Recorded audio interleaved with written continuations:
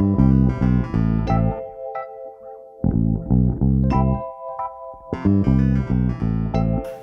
Spokane, and welcome back to EvoReal Talks. I am Jessica Side, and I'm joined by my husband, Matthew Side. Hello. Usually she only uses my full name when I'm in trouble. Well, okay, sometimes. That is true. Or when announcing me on the radio. Or radio. announcing you on something super official, like this radio show. So today we have a few topics that we're going to talk about, easy for me to say. And one of them is going to be toward the end, and we're going to talk about bathrooms.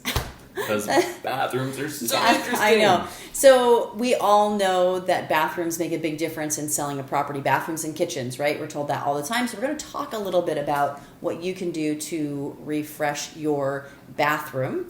And then before we do that, though, we're going to turn it over to Matthew, because Matthew is going to share one of his great passions in life, and that is hiking. Well, the outdoors in general, really. But you do love hiking specifically. As I was getting ready for this, can I just tell you how much I love the Pacific Northwest? Yes.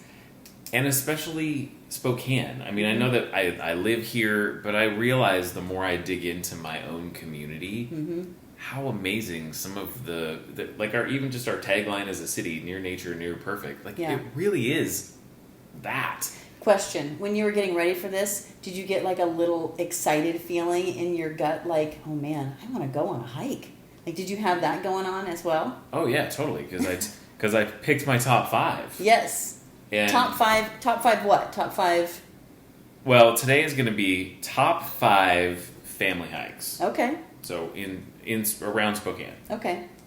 So, how far am I going to have to drive to get to these? Well, hikes? I did sneak one of them in. That's not technically, it's a little bit in Idaho, but it's the Spokane area. Yeah, well, I mean, it is about our proximity to other things, so whether or not you cross a border, that's fine. Yeah, because again, Spokane really is near so many things. We talked last week about the 76 lakes that are within short distance, the 5 ski mountains. There's just mountain biking trails. Dan was telling me there are over 200 mountain biking trails in just the Spokane... 200? Sorry, 200 miles worth of mountain biking trails. Sorry, not 200 trails. I was like, whoa. But there's probably a good 170 trails. That's amazing. Because they're not all super long. Sure. But anyway, lots to do in Spokane. So let's get started. Okay, let's do it. With our top 5. I don't know what you have, so I'm kind of excited to see what I have. Family hikes. I did start from my least favorite to most favorite. I actually ranked them. I didn't just throw them out there. Okay. So, number 5, Mineral Ridge in the east side of Coeur d'Alene Lake. So this is the one where I stretched it a little bit. All right. It's still 45, probably under 45 minutes, maybe 45 minutes to get there. So this is, all of these are family, so they're reasonably short. Okay. 2.8 miles round trip. Every couple of years, the kids' elementary school went there. Yeah, and that's how you discovered it, was through the school, right? Through the school. Pioneer School. Shout out to Pioneer. Pioneer School. If you're looking for a great little elementary school, that's the one. But it's, so you go on the backside of the lake, it's uphill at the beginning, and then you're coming across a ridge, so you get these awesome views down the Silver Valley on one side, and then you get Coeur d'Alene Lake on the other side. I know that I've never been on this, because you always go on this field trip with the kids, but I do see the pictures and a lot of flushed faces. I mean, it's like little there's kids. Some huffing and puffing. Yeah. It's, so it's maybe not great for super little kids, although I think we take kindergartners on that trip. We take the kindergartners on the trip. So, I mean, part of that is just know your family. But, and you don't have to go the full loop either. The little kids will sometimes just kind of go up, take a break at the top, and come down instead of walking across the ridge. So there's some options there. So that's number 5. Number 4 is Deep Creek, which is over on the 7-mile, kind of 9-mile area in the northwest part of Spokane. So there are a couple of different hikes here. There's a 2.4 mile and a 2.9 mile hike. By the way, I'll just say this. If you're looking for a resource for hikes in the area, I got all of these out of a Falcon Guide, Best Easy Day Hikes in Spokane, Coeur d'Alene. So it gives you all the stats on them. So this is one of the things that's so great about this is because there's like an access road that is closed off to public transportation. Like you can't drive your car on it, but the Forest Service or whatever public entity, BLM, I think maybe over Sure. there, has access to it. So this is really good for the tiny kids because it's just walking on a road that goes right along the lake there, or the reservoir. It's right on the backside of the 9 Mile reservoir. So there's the dam, 9 Mile Dam. So it kind of meanders along that. So Nice. we did a Mother's Day hike I remember that a couple years ago. So yeah, it has come. It's got some cool, like, you think. I personally am not a huge fan of hiking on a road. So like when you say that kind of turns me off. But I've been on this hike. There's a lot of good trees. There's water. There's some things of interest besides just a it's not dirt road. Yeah, it's a dirt road. It's not a paved road. Right. Yeah. But again, if you've got tinies, like 3 and 4 years old, Yep. they don't have to. We did it with our nephews who were really little. Jake and Zach, and they were totally fine. So, Yeah. And again, you can go the full 2.9 miles, or you can just go out a little ways and come back. Perfect. It's a great little hike. All right, number 3, the Mount Spokane CCC cabin, Civilian Conservation Corps. For those of you that are interested, CCC, got it. The CCC cabin. Several ways to get to this one. This is up on Mount Spokane, so you're going to drive up the mountain into the state park and start going up the summit road. You can start at the Bald Knob campground, and it's about a 1 mile hike from there. Again, it's not even but there's even a shorter version. So you can go from there to the cabin. The shorter version is just to keep a little further on the road, and there's this big switchback that has a parking lot right there before you head up kind of the final route to the summit. And there's a road that, like, again, a lot of these are Forest Service roads that have just kind of been maintained for park rangers and stuff to have access to different places. But again, you can just walk down this, and this is super short, probably not even a quarter of a mile. So this is like really little kids could go on something like this.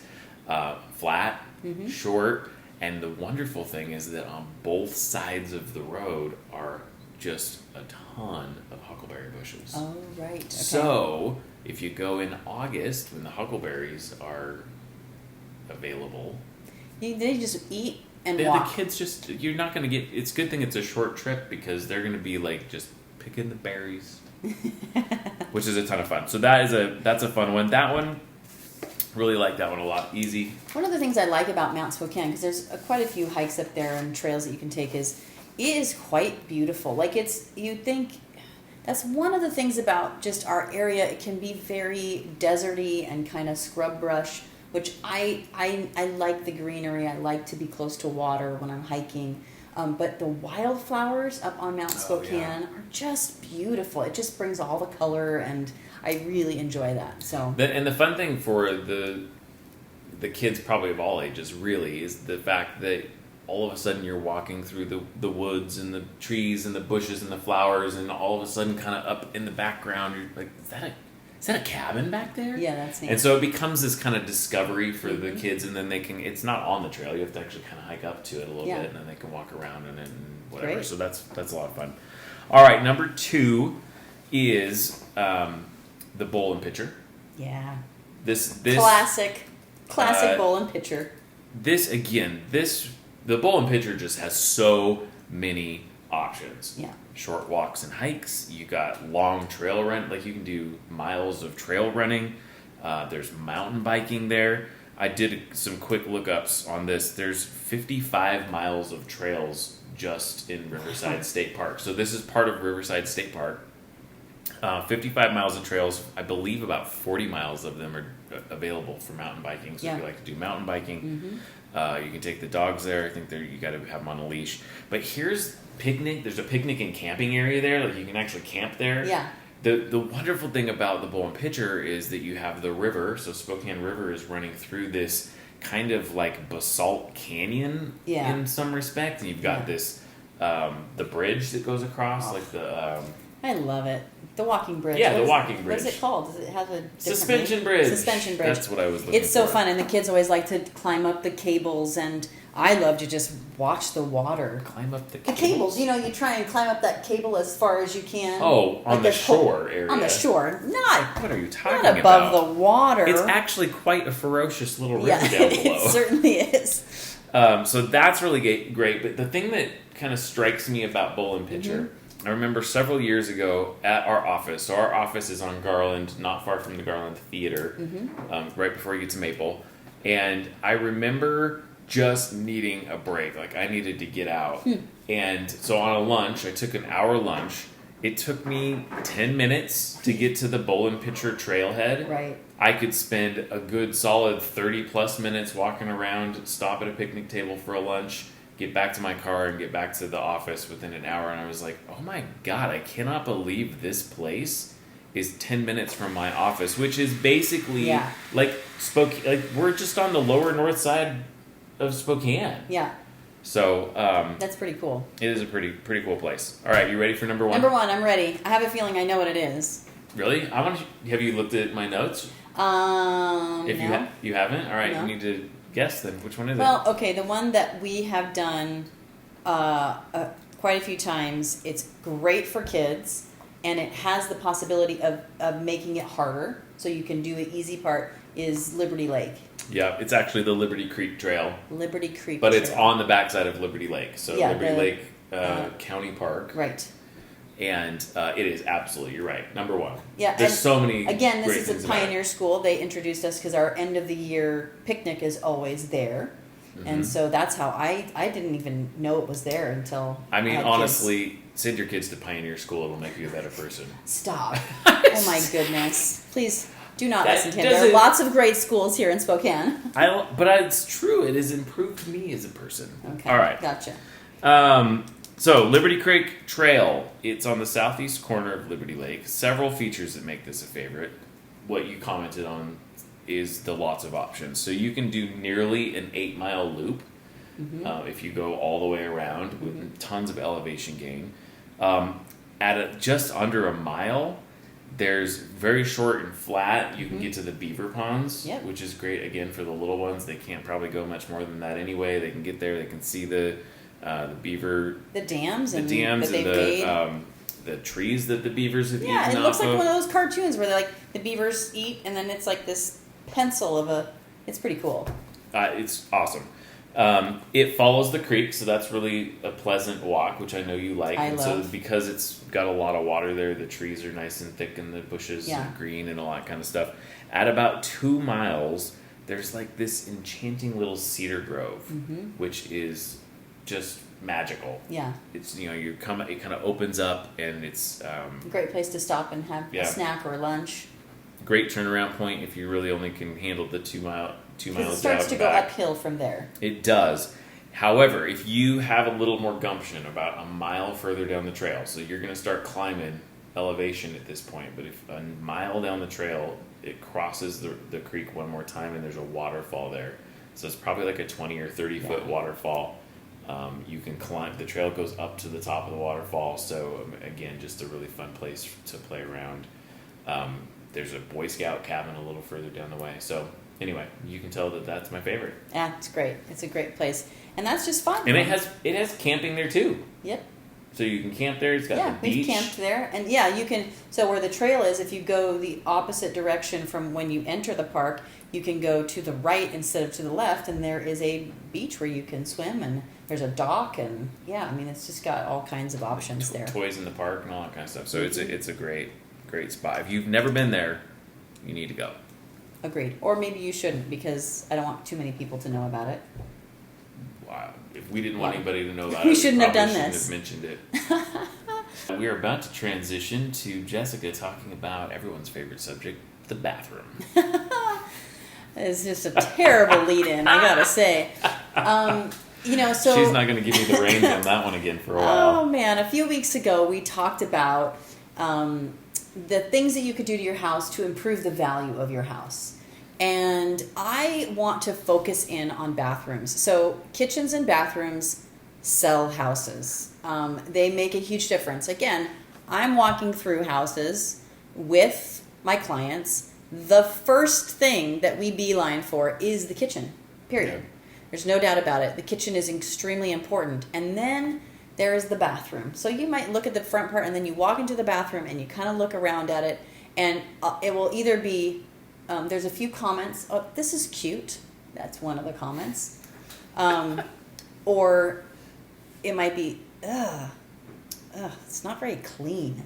Like, these are things that really, really matter. So I want to talk a little bit about, and maybe this will be enlightening for some people, is that you can actually, rather than remodel your bathroom, which costs a lot of money, like if we were to take out our tub and our toilet and our sink and do everything brand new, you're talking $10,000 potentially if you are going to update everything in your bathroom. But there are some things that you can do. And this is for people who are either going to stay in their house for a long time and just would like a nicer bathroom, or if you're thinking about selling, but you're thinking about selling within a short period of time and you want to be able to update your bathroom. So, and can I just say this before you get into some of that stuff? Two things. One, there's the enjoyment factor, which we talked about when we talked about kitchens. Yeah. But I will also say this, as you're making changes, any permanent changes that you're making, the moment you say, yeah, we could live with that. Yeah. Don't. Just stop. Just knock it off. Because recently we were showing a house, or I was showing a house, and the deal breaker was the only bathroom on the main floor was in the master bedroom. Yeah. Like, just don't do that. I know you want to get a bigger bedroom, and it would be nice to have an ensuite bathroom, but guess what? A whole bunch of other people don't want your house with only one bathroom in the master. So yes, on the main floor. The moment you say, I think we could live with that, yeah, just stop. Yeah. So we're going to talk about how we could do this. How we could do this in one weekend, okay? Wow. Yeah, like do it in a weekend. That's kind of the goal here. So number one, the first thing you got to do, you got to get a reality check on your bathroom. You need to walk in there and take a good look at what you have on the walls, what you have on the counters, the way your mirror looks, and maybe you actually literally take a picture of it. And you're going to find out because, we just live with things constantly. We just, there's that, the fact that my weights are just sitting there on the edge of the couch, like, that's kind of weird that it's just sitting there, but week after week after week, it still just sits there. Our minds get used to seeing it. You need to take a step back and look at your bathroom from a different perspective. So that's the first thing you got to do. If you're not a very honest person, you might want to have some help with this. So the next thing that you want to do is you want to look at other bathrooms. Because there's some great places to do this. One of my absolute favorite, I know people love Pinterest. I know what your favorite is. What? Houzz. Houzz. Houzz, right? HOUZZ.com. They also have an app. It's absolutely fantastic. You can put in things like green bathrooms, and it will show you bathrooms that have green in it. It's really great. They've curated so many things. So look at it, browse, make an idea. An idea book. An idea book. Yes, you can do idea books, and you can say, I like the toothbrush holder. Like, just find some things and start to dream about it. Start thinking about it. Look on YouTube and find some things that you can do yourself. So what are some do-it-yourself things that you feel comfortable doing? Some people are going to be comfortable putting in a new floor. Other people are going to be comfortable painting. Okay, so you have to know what your level is. Okay, some other things that you can do is Tidying Up by Marie Kondo. Those of us who like to organize, do you know who Marie Kondo is? You don't really, do you? No. Okay, so she is somebody that she likes to declutter. So you're going to go into your bathroom and you're going to look at it and say, okay, what do I not need anymore? And try and pare down what you own. All right. The next thing you need to do is you need to plan ahead. So the whole idea of this, and I've been talking to this guy about it recently, about something else that he wants to get done. I said, listen, I understand that you want to do that today, but it is now 10 o'clock on a Saturday morning, and there is no way you're getting that done. Here's what you have to do. Right now, make a plan. Write down everything that you need in order to accomplish your goal. So in this case, I'm going to measure everything. I am going to make a list of everything. I'm going to look at my drawers, my cupboards. I'm going to buy everything I need. I'm going to pick out the paint, get all my brushes, get all of my drop cloths, my spackle, my towels, Does this shower count curtains. in that one weekend? No, it does not. Okay. This does not. So this is like the weekend before. Yes, the whole idea is that you make a plan so that you can do all this in one weekend. That but makes sense. Without planning ahead, it's not going to happen.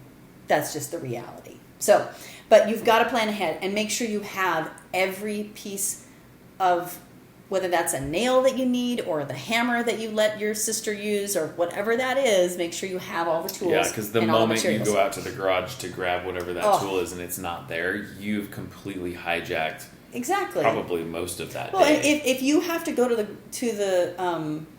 Ace, if you got to go to Ace, you've also hijacked it. So those are things we're trying to avoid, is plan well. All right, so some great places to buy things. Target is a great place. Everybody loves Target. There's so many great lines of things that you can do. House, you can actually get things on House. Wayfair is another favorite of mine. That is a great website. Yeah, it's a great website. There's a lot of websites that are like that. Wayfair has several others, like All Modern. That's wonderful. But the other thing I would say is, if you're a little bit more eclectic, the next time you go on a vacation, keep your bathroom in mind. If you want to have some new towels, or you want to have something interesting to put your soap in, or your toothbrushes, like, keep that in mind, because there's, like, if we go to Winthrop, there's some really cool stores there, and I could get some unique pieces that are maybe not like everybody else has, from Target and those places. Yeah. All right, so things that you should consider. The things that are high impact, low cost. That is what we're going for here. Number one, paint.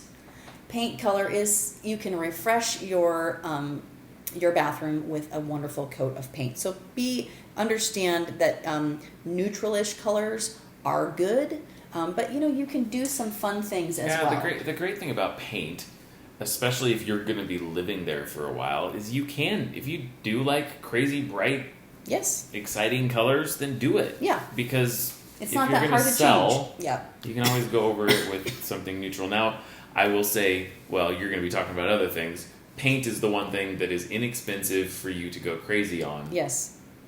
But I'll come back to what else I was saying. Just don't, if it's too crazy for the other stuff. Oh, yeah, like, if you're trying to sell tiles, don't do that. All that kind of stuff. Yeah, don't do that. So, other high impact, low cost window coverings. So, first of all, I'm not a huge fan of curtains in a bathroom. I know sometimes it's necessary. An idea is using a blind, something minimal. Are you a fan of carpet in a bathroom? Oh, God.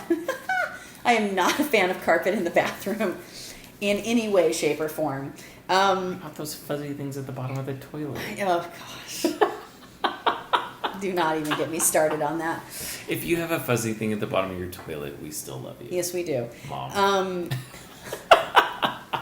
So, the other thing you can do about a window is you can actually, for fairly inexpensive, frost the window. There are like stickers you can buy and you can cut them out and put it on there, so you don't have to have any window coverings, which then opens up the room. You get more light. You don't have that kind of coming into the room. So I highly recommend that. So one of the cheapest and easiest things that you can do to update a bathroom is towels. It's just simple. Like, just get some new towels. You don't have to spend a mint on getting them either. Spa. When you go to a spa, you've been to a spa a few times to get like a massage and stuff like that. What color are all of the towels? White. Because they're clean, they're refreshing. So if you are selling, I actually highly recommend white. Now, obviously, if that bores you as a homeowner, then don't do it. But it certainly has a nice feel to it, a nice, clean, crisp feel. And then some of the other things you can do is just update those accessories, like we talked about, your soap, things to hold your toothbrushes. Dispensers and stuff, right? Here's another one. What about towel racks and stuff? Like, yes, is that list of towels? We're going to talk about that. Oh, sorry. But you're absolutely right. That's really cheap to do. Mirrors, guys. A nice the biggest mirror you can get for the area without it looking ridiculous, because all it does is reflect more light. So if you've got a small bathroom and maybe you don't have a window in your bathroom, that light can be reflected with that mirror. And there's some really interesting mirrors out there that you can get these days. And if you can't afford to do that, look at the mirror that you have and see if you can, for instance, paint the trim. So a lot of those old oak 1990s stuff, not really in style anymore, guys. So painting that is a good option. I'm just saying. Like, if you updated... But if you got the fuzzy bathroom carpet stuff, I mean, you can keep the oak. But listen, if you updated your kitchen in 2000 or your bathroom in 2003, it is now 17 years old. Like, you think, well, that was in the 2000s, guys. Even 2010 was 10 years ago. So just keep that in mind, people. We forget these things. Flooring, there is some good do-it-yourself flooring that you could do. Some vinyl planks. They're inexpensive and they're a modern solution. Countertops are a little bit more challenging because even though they're not that expensive, like taking that off and then redoing the wall behind it, and then you've got tile. So try and work with some of those fixtures that you already have and see if you can, by putting in a wonderful picture and some beautiful, nice, clean towels, and maybe having a basket in there with some rags or whatever, nice, I don't mean rags, I mean washcloths is what I mean. It might take away from maybe a countertop that you don't love because those can be more expensive. I'm really glad you clarified that because I think my mom probably would put rags. Stop. So, this is my mom's episode. I know. Noreen, please forgive us. Now, if you have a wooden toilet seat... Just throw it or away. towel bars, please just throw those away. Take them off the wall immediately and off of the toilet immediately and go buy a new toilet seat. They warp, they lose their varnish. Look at them right now. They probably are like turning gray and or yellowing. Just get rid of those and do something Those are only new. good in an outhouse. Yeah. Something else. Even in the outhouses, they have the normal white ones. So, some other things that I think are important to do is upgrading your lighting. Do something more modern. Like, again, these are not expensive things to do, but they make a world of difference. And that works for any room of your house. Updating your lighting makes a huge difference in how it feels modern or dated, okay? New art. So take the old art off of your wall and buy something fun. Big, or maybe you have like 6 different, pictures that are similar. Maybe it's a botanical, they've got those cool prints that you can put those in there. Have something that really draws people's eye away from maybe the pink toilet. Actually work with pink toilets. I really like pink toilets. But draw your eye away from things that maybe aren't quite as nice. Now, one of the biggest things that you got to do, once you've gathered all your items, right? You got everything, you need to pull everything out of that bathroom and don't put it back in until you've gone through it, okay? So get rid of some stuff. Clean it like crazy. So there's obviously, we all clean our bathrooms. I clean my bathroom once a week, go through and wipe things down. But every once in a while, like Saturday morning, I got out the CLR and I was scrubbing and I was getting all those little spots and getting them cleaned up, okay? So make sure it's clean. And then you can just start working your magic and doing. Once you've gathered all those pieces, it will not take more than a weekend to get them in place and have a absolutely wonderful, fresh bathroom. And if you are selling, do this. Yeah. It will make a difference. It will make a difference in the price that you get. It'll refresh your bathroom now. Yep. For living in your home, but it will bring bigger dollars, more offers. It's dumb, I know. It just seems so silly. Yeah, and that's the other thing. If you're a buyer, you should look at a bathroom and think in terms of, these are the things that I could do in a weekend and make a difference. But not very many people have that imagination. And they even tell me, I have buyers that say to me, I don't have that kind of imagination. So. And if they have a wooden toilet seat, you should just offer less. Yeah. If you have a wooden toilet seat, right now, go, take it off. And go to the store and get a replacement. All right, I think that's going to wrap us up for today. Get out there, get on some hikes. Yes. Refresh your bathroom. And if you have any questions about any of this, you're welcome to email us at ask@everreal.com. You can reach us at 509-62-HOUSE. And, of course, we're on all social media channels. Just search for EvoReal, EVOREAL. Thanks so much, everybody, and we'll talk to you next time. Bye.